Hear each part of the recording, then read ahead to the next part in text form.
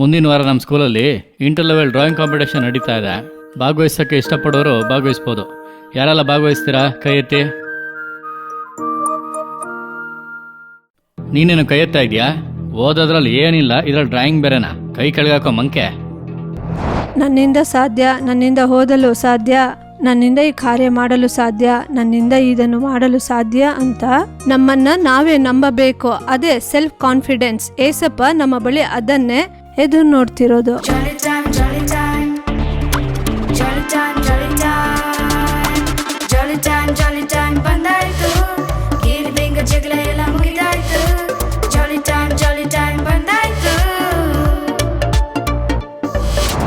Hi friends, praise the lord. ಈ jolly time program ಅಲ್ಲಿ ನಿಮ್ಮೆಲ್ಲರನ್ನು ನಾನು ಆಹ್ವಾನಿಸುತ್ತೇನೆ. ಖ್ಯಾತಿ, ನಾವು ಯಾವ ಟಾಪಿಕ್ ಬಗ್ಗೆ ನೋಡಲಿದ್ದೇವೆ? ನಿನ್ನಿಂದ ಸಾಧ್ಯ ಅನ್ನೋ ಶೀರ್ಷಿಕೆಯಲ್ಲಿ ನಾವು ಜಾಲಿ ಟೈಮ್ ಪ್ರೋಗ್ರಾಮ್ ನೋಡಲಿದ್ದೇವೆ. ಅದ್ರ ಬಗ್ಗೆ ಒಂದು ಸ್ಟೋರಿ ನೋಡೋಣವಾ? ಓ, ನೋಡೋಣ.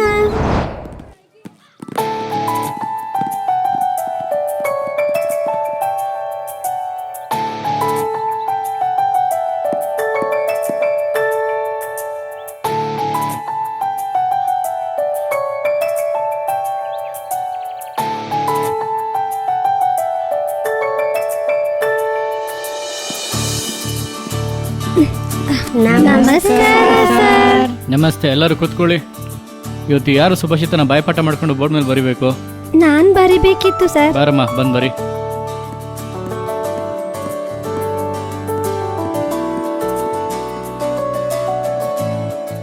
ಡೇವಿಡ್, ಎದ್ಬಿಟ್ಟು ಓದಿದ್ನ.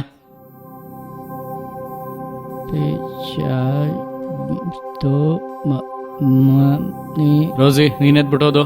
ಶಿಸ್ತು ಉನ್ನತಿಯನ್ನು ನೀಡುವುದರಿಂದ ಅದನ್ನು ಪ್ರಾಣಕ್ಕಿಂತ ಹೆಚ್ಚಾಗಿ ಕಾಪಾಡಿಕೊಳ್ಳಬೇಕು. ಲೋ ಮಂಕು, ಓದು ಬರಲ್ಲ, ಏನು ಬರಲ್ಲ, ಹೋಗಿ ಹೊರಡೆ ನಿನ್ಕೋ. ಯಾರೋ ಇವನು, ಅಯ್ಯೋ ಪ್ರಾಬ್ಲಮ್ ಬರ್ತಿರೋದು ಕೂಡ ನೋಡ್ಕೊಂಡು ಓದಕ್ ಬರಲ್ಲ. ಇವನ್ನೆಲ್ಲ ಯಾವಾಗ ಓದಕ್ ಕಲಿತಾನೋ? ಓದಕ್ಕೆ ಗೊತ್ತಿಲ್ಲ. ಹೌದು.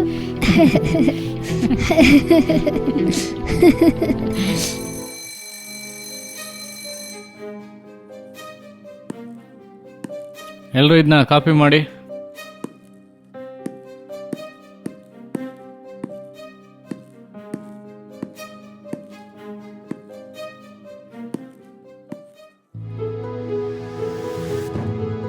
ಡೇವಿಡ್, ನಾನು ನಿಂಗೆ ಅದನ್ನ ತಾನೇ ಬರೆಯಕ್ಕೆ ಹೇಳಿದ್ದು. ನಿನ್ನ ಪಾಡಿಗೆ ನೀನು ಡ್ರಾಯಿಂಗ್ ಮಾಡ್ತಾ ಇದೀಯಾ? ಹೊರಗಡೆ ಹೋಗೋ ಮಂಕೆ, ಹೊರಗಡೆ ಹೋಗು.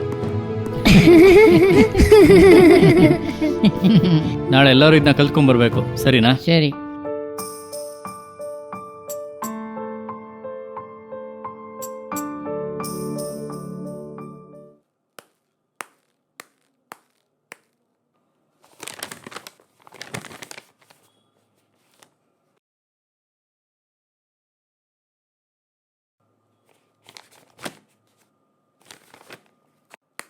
ಮುಂದಿನ ವಾರ ನಮ್ಮ ಸ್ಕೂಲಲ್ಲಿ ಇಂಟರ್ ಲೆವೆಲ್ ಡ್ರಾಯಿಂಗ್ ಕಾಂಪಿಟೇಷನ್ ನಡೀತಾ ಇದೆ.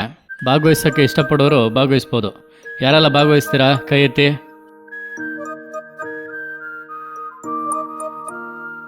ನೀನೇನು ಕೈ ಎತ್ತಾ ಇದೆಯಾ? ಓದೋದ್ರಲ್ಲಿ ಏನಿಲ್ಲ, ಇದ್ರಲ್ಲಿ ಡ್ರಾಯಿಂಗ್ ಬೇರೆನಾ? ಕೈ ಕೆಳಗಾಕೋ ಮಂಕೆ.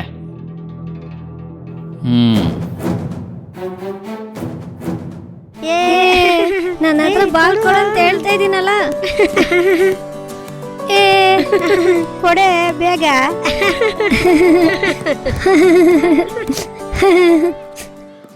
ಯಾಕೆ ಬೇಜಾರಾಗಿದ್ಯಾ ಡೇವಿಡ್? ಏನಿಲ್ಲ, ನನಗೆ ಗೊತ್ತು, ನೀನು ಧೈರ್ಯವಾಗಿ ಡ್ರಾಯಿಂಗ್ ಕಾಂಪಿಟೇಷನ್ ಅಲ್ಲಿ ಭಾಗವಹಿಸು, ನೀನೇ ವಿನ್ ಆಗ್ತೀಯಾ. ನನಗೆ ಏನು ಆಗೋದಿಲ್ಲಲ್ಲ. ನಂಗೆ ಡ್ರಾಯಿಂಗ್ ಮಾಡೋದು ತುಂಬ ಇಷ್ಟ, ಆದರೆ ನನಗೆ ಯಾರೂ ಸಪೋರ್ಟೇ ಮಾಡಲ್ಲ. ಆ ರೀತಿ ಹೇಳ್ಬೇಡ ಡೇವಿಡ್. ಬೈಬಲ್ ಅಲ್ಲಿ ಫಿಲಿಪಿ ಅವರಿಗೆ 4:13 ನನ್ನನ್ನು ಬಲಪಡಿಸುವಾತನಲ್ಲಿ ಇದ್ದುಕೊಂಡು ಎಲ್ಲಕ್ಕೂ ಶಕ್ತನಾಗಿದ್ದೇನೆ ಎಂದು ವಾಕ್ಯ ಹೇಳುತ್ತೆ. ಏಸಪ್ಪನ ನಂಬಿ ಪ್ರಾರ್ಥನೆ ಮಾಡಿ ಕಾಂಪಿಟೇಷನ್ ಅಲ್ಲಿ ಭಾಗವಹಿಸು. ಏಸಪ್ಪ ನಿನ್ ಜೊತೆಲಿದ್ದು ಅವರೇ ನಿನಗೆ ಸಪೋರ್ಟ್ ಮಾಡ್ತಾರೆ. ಸರಿ.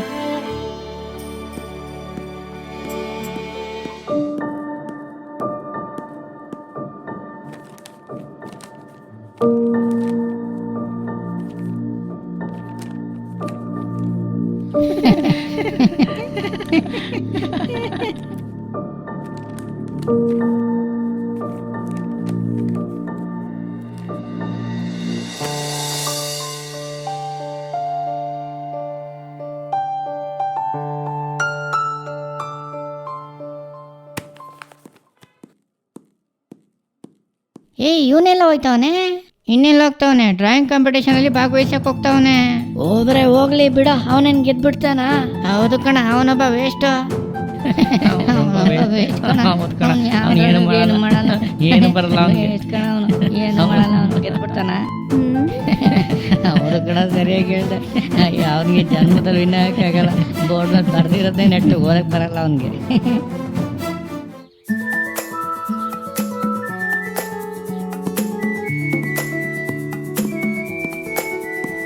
ಡೇವಿಡ್ ಇಲ್ಬಾ. ಎಲ್ಲರೂ ಡೇವಿಡ್ಗೆ ಕ್ಲಾಪ್ ಮಾಡಿ.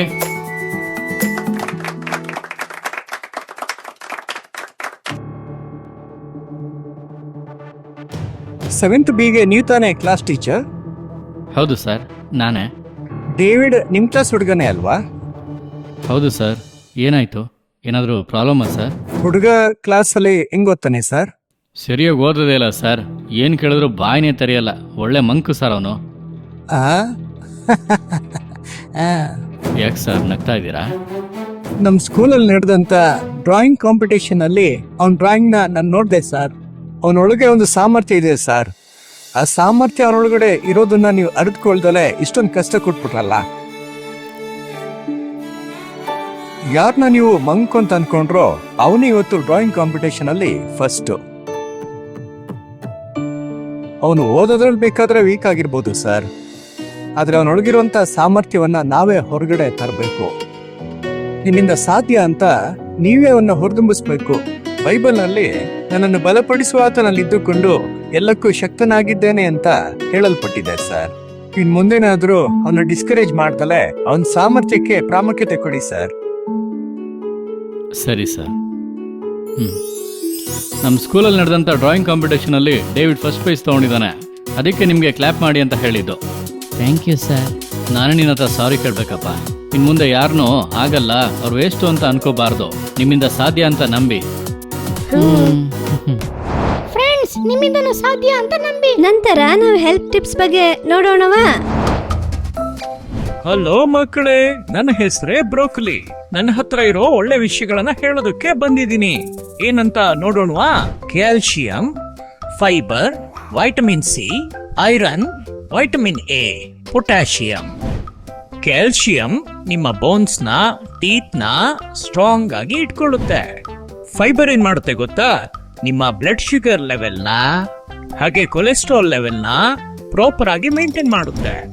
ವೈಟಮಿನ್ ಸಿ ನಿಮ್ಮ ಇಮ್ಯುನಿಟಿ ಸಿಸ್ಟಮ್ನ ಬೂಸ್ಟಪ್ ಮಾಡುತ್ತೆ.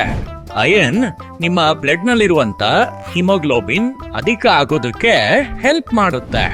ವೈಟಮಿನ್ ಎ ನಿಮ್ಮ ಸ್ಕಿನ್, ಐ ಟಿಶ್ಯೂಸ್ನ ಹೆಲ್ತಿಯಾಗಿ ಇಟ್ಕೊಳ್ಳುತ್ತೆ.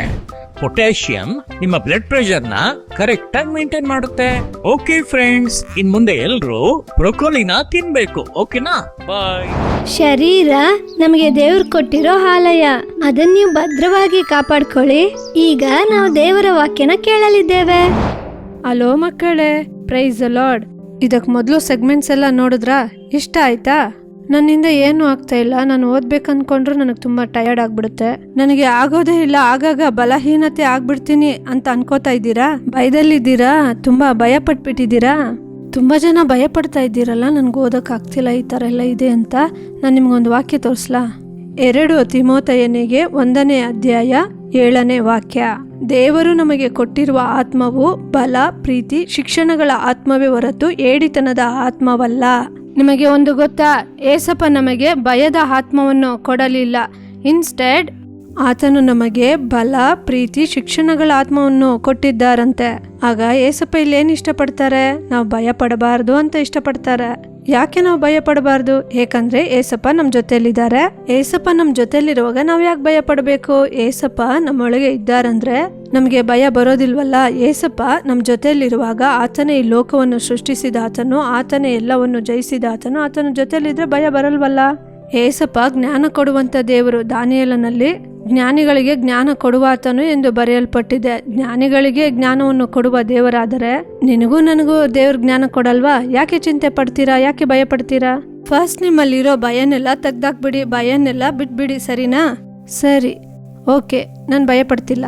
ಆದರೆ ನಾನು ಹೇಗೆ ಓದೋದು? ನನ್ನಿಂದ ಆಗ್ತಿಲ್ಲಲ್ಲ ಅಂತ ಯೋಚನೆ ಮಾಡ್ತಿದ್ದೀರಾ? ನಾನು ಓದಿ ನೋಡ್ತಿದ್ದೀನಿ, ಆದರೆ ನನಗೇನು ಬರ್ತಿಲ್ಲ. ಫಸ್ಟ್ ಭಯನ್ ಬಿಟ್ಟಾಯ್ತು. ಓಕೆ, ಭಯನ ಬಿಟ್ಟಾಯ್ತು. ನನಗೆ ಅಸಾಧ್ಯವಾಗಿದೆ, ಓದಲು ಆಗುವುದಿಲ್ಲ ಎಂದು ಯೋಚನೆ ಮಾಡ್ತಾ ಇದ್ದೀರಾ? ನಾವು ಪ್ರಯತ್ನ ಪಡಬೇಕು. ಎರಡನೇದಾಗಿ ಇಂಪಾರ್ಟೆಂಟ್ ಏನ್ ಗೊತ್ತಾ? ನಾವು ನಮ್ಮನ್ನ ನಂಬಬೇಕು. ನಮ್ಮಿಂದ ಸಾಧ್ಯ ಅನ್ನೋದನ್ನ ನಾವು ನಂಬಬೇಕು. ನನ್ನಿಂದ ಸಾಧ್ಯ, ನನ್ನಿಂದ ಓದಲು ಸಾಧ್ಯ, ನನ್ನಿಂದ ಈ ಕಾರ್ಯ ಮಾಡಲು ಸಾಧ್ಯ, ನನ್ನಿಂದ ಇದನ್ನು ಮಾಡಲು ಸಾಧ್ಯ ಅಂತ ನಮ್ಮನ್ನ ನಾವೇ ನಂಬಬೇಕು. ಅದೇ ಸೆಲ್ಫ್ ಕಾನ್ಫಿಡೆನ್ಸ್. ಏಸಪ್ಪ ನಮ್ಮ ಬಳಿ ಅದನ್ನೇ ಎದುರು ನೋಡ್ತಿರೋದು. ನಿಮಗೆ ಗೊತ್ತಾ, ಅನೇಕರ ಬಳಿ ಏಸಪ್ಪ ಸೌಖ್ಯ ಕೊಡೋದಕ್ಕಾಗಿ ಹೋಗ್ತಾರಲ್ವಾ?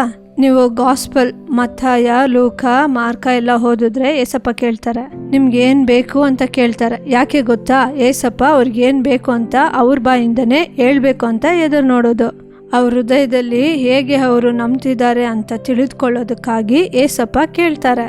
ನೀವು ಚೆನ್ನಾಗಿ ಪಾಸಿಟಿವ್ ಆಗಿ ನನ್ನಿಂದ ಸಾಧ್ಯ, ನನಗೆ ಏಸಪ್ಪ ಮಾಡ್ತಾರೆ ಅಂತ ನೀವು ನಂಬಿ ಏಸಪ್ಪನ ಮೇಲೆ ನೀವು ನಂಬಿಕೆ ಇಟ್ಟಿದ್ರೆ ಏಸಪ್ಪ ನಿಮ್ಗೆ ಹೆಲ್ಪ್ ಮಾಡಲು ಸಾಧ್ಯ. ಒಂದು ಇನ್ಸಿಡೆಂಟ್, ಆ ಇನ್ಸಿಡೆಂಟ್ ಎಲ್ಲಿದೆ ಎಂದರೆ ಯೋಹಾನ 5ನೇ ಅಧ್ಯಾಯ 1ನೇ ವಾಕ್ಯದಿಂದ ಇದೆ. ಅದೇನು ಗೊತ್ತಾ? ಒಬ್ಬರು 38 ವರ್ಷದಿಂದ ಬೆತಸ್ತ ಕೊಳದ ಬಳಿ ಮಲಗಿದ್ದರು. ಆ ಬೆತಸ್ತ ಕೊಳವನ್ನು ಆಗಾಗ ಒಬ್ಬ ದೇವದೂತನು ಬಂದು ಕಲಕುತ್ತಿದ್ದನಂತೆ. ಆ ರೀತಿ ಕಲಕುವಾಗ ಯಾರು ಫಸ್ಟ್ ಕೊಳದಲ್ಲಿ ಬಂದು ಇಳಿಯುತ್ತಿದ್ದರೋ ಅವರ ಸಮಸ್ಯೆ ಎಲ್ಲ ನೀಗುತ್ತಿತ್ತಂತೆ. 38 ವರ್ಷಗಳಿಂದ ಈ ಮನುಷ್ಯನು ಆ ಬೆತಸ್ತ ಕೊಳದ ಬಳಿ ಮಲಗಿದ್ದನಂತೆ. ಒಂದೊಂದು ಬಾರಿ ಏಂಜಲ್ ಬಂದು, ಒಬ್ಬ ದೇವದೂತನು ಬಂದು ಆ ಕೊಳವನ್ನು ಕಲಕುವಾಗ ಅವರಿಂದ ಒಳಗೆ ಹೋಗಲಾಗಲಿಲ್ಲ. ಇದೇ ಸಿಚುವೇಶನ್, ಆಯ್ತಾ? ಏಸಪ್ಪ ಸ್ಥಳಕ್ಕೆ ಬರ್ತಾರೆ. ಏಸಪ್ಪ ಅಲ್ಲಿಗೆ ಬರುವಾಗ ಒಂದು ಪ್ರಶ್ನೆನ ಅವ್ರು ನೋಡಿ ಕೇಳ್ತಾರೆ. ಯೋಹಾನ 5ನೇ ಅಧ್ಯಾಯ 6ನೇ ವಾಕ್ಯವನ್ನು ನೋಡಿರಿ. ಅವನು ಬಿದ್ದಿರುವುದನ್ನು ಏಸು ಕಂಡು, ಇವನು ಹೀಗಾಗಿ ಬಹುಕಾಲವಾಗಿದೆ ಎಂದು ತಿಳಿದು ನಿನಗೆ ಸ್ವಸ್ಥವಾಗಲಿಕ್ಕೆ ಮನಸ್ಸುಂಟೋ ಎಂದು ಅವನನ್ನು ಕೇಳಿದ. ಸರಿನಾ? ಏಸಪ್ಪ ಬಂದು ಕೇಳ್ತಾರೆ, ನಿನ್ಗೆ ಸ್ವಸ್ಥವಾಗೋದಕ್ಕೆ ಮನಸ್ಸುಂಟಾ ಎಂದು ಏಸಪ್ಪ ಕೇಳ್ತಾರೆ. ನಾನು ಮೊದಲು ನಿಮ್ಗೆ ಏನ್ ಹೇಳ್ದೆ? ಫಸ್ಟ್ ನಾವು ಬಿಲೀವ್ ಮಾಡಬೇಕು, ನಮ್ಮಿಂದ ಆಗುತ್ತೆ. ಏಸಪ್ಪ ನಮಗೂ ಜ್ಞಾನನ ಕೊಡ್ತಾರೆ, ನಮ್ಮಿಂದನೂ ಸಾಧ್ಯ. ಏಸಪ್ಪ ನಮಗೆ ನಂಬಿಕೆನ ಕೊಡ್ತಾರೆ ಅಂತ ನೀವು ನಂಬೇಕಂತ ಹೇಳ್ದೆ ಅಲ್ಲ? ಇದೇ ಪ್ರಶ್ನೆನ ಆ ಮನುಷ್ಯನ ಬಳಿ ಏಸಪ್ಪ ಕೇಳ್ತಾರೆ. ಅದಕ್ಕೆ ಆ ಮನುಷ್ಯ ಏನ್ ಹೇಳ್ತಾನೆ ಗೊತ್ತಾ? ಆ ರೋಗಿಯು, ಸ್ವಾಮಿ, ನೀರು ಉಕ್ಕುವಾಗ ನನ್ನನ್ನು ಕೊಳದೊಳಗೆ ಇಳಿಸುವವರು ಒಬ್ಬರೂ ಇಲ್ಲ. ನಾನು ಬರುವುದರೊಳಗೆ ನನಗಿಂತ ಮುಂದಾಗಿ ಮತ್ತೊಬ್ಬನು ಇಳಿಯುತ್ತಾನೆ ಅಂದನು. ಏಸಪ್ಪ ಅವನನ್ನು ನೋಡಿ ಏನು ಕೇಳಿದರು? ನಿನಗೆ ಸ್ವಸ್ಥವಾಗಬೇಕಾ ಎಂದು ಕೇಳಿದರು. ಹೌದು, ನಾನು ಸ್ವಸ್ಥನಾಗಬೇಕು, ಹೇಗಾದ್ರೂ ನನ್ನನ್ನು ಸ್ವಸ್ಥ ಮಾಡಿ ಎಂದು ಹೇಳಿರಬಹುದು. ಅದಕ್ಕೆ ಈ ಮನುಷ್ಯನು ಹೇಳುತ್ತಾನೆ, ಆ ಕೊಳದೊಳಗೆ ನನ್ನನ್ನು ಇಳಿಸುವವರು ಯಾರು ಇಲ್ಲ ಎಂದು. ಅದೇ ರೀತಿ ನಾವು ಇಂದು ಇದೇ ಪರಿಸ್ಥಿತಿಯಲ್ಲಿದ್ದೇವೆ. ಈಗ ಸ್ವಲ್ಪ ಯೋಚಿಸಿ ನೋಡಿರಿ. ಈಗ ನಮ್ಮನ್ನು ಓದುತ್ತಿದೆಯಾ ಎಂದು ಕೇಳಿದರೆ, ಏನೋ ಓದುತ್ತಿದ್ದೇನೆ, ಕಷ್ಟಕರವಾಗಿದೆ, ನನಗೆ ಓದಲು ಆಗುತ್ತದಾ, ಪಾಸ್ ಆಗುತ್ತದಾ ಗೊತ್ತಿಲ್ಲ. ಈ ರೀತಿ ನಮಗೆ ಸೆಲ್ಫ್ ಕಾನ್ಫಿಡೆಂಟ್ ಇಲ್ಲದೆ, ನಂಬಿಕೆ ಇಲ್ಲದೆ ಮಾತನಾಡಿದರೆ ಹೇಗೆ? ನಾವು ಏಸಪ್ಪನನ್ನು ನಂಬುತ್ತೇವೆ. ನಾವು ಮೊದಲು ಭಯ ಪಡಬಾರದು.